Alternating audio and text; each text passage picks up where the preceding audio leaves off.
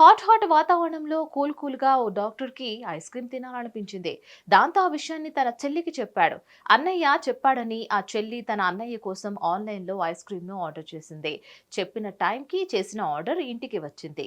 Order తీసుకున్న ఆ doctor ice cream open చేసి తింటున్నాడు. అయితే ఆయనకు ఓ ముక్క కనిపించింది. దీనికి తోడు తన కంటికి భిన్నంగా కనిపించింది. సహజంగానే డాక్టర్ అయిన ఆయన ఐస్ క్రీంలోని ఆ ముక్కను తీసి పరీక్షించాడు. షాక్. అది ఓ చేతి వేలు. ఒక్కసారిగా ఆ వేలును చూసి కంగు తిన్నాడు. వెంటనే పోలీసులకు కంప్లైంట్ చేశాడు. పూర్తి వివరాల్లోకి వెళితే బొంబాయిలోని మలాద్ ప్రాంతంలో జరిగింది ఈ ఘటన.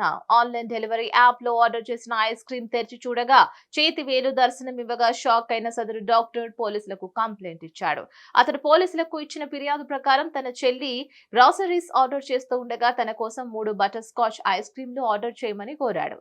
అన్న చెప్పినట్లుగానే చెల్లి ఆర్డర్ చేసింది ఐస్ క్రీమ్స్ ఓపెన్ చేసి తింటూ ఉండగా చేతి వేలు కనపడిందని ఫిర్యాదులో పేర్కొన్నాడు. అతడి నుంచి ఫిర్యాదు అందుకున్న మలాద్ పోలీసులు ఆ వేలు ముక్కను ఫోరెన్సిక్ ల్యాబ్ కు పంపుతామని తెలిపారు. ఈ ఘటనను సీరియస్ గా తీసుకుని దర్యాప్తు చేస్తామని తెలిపారు.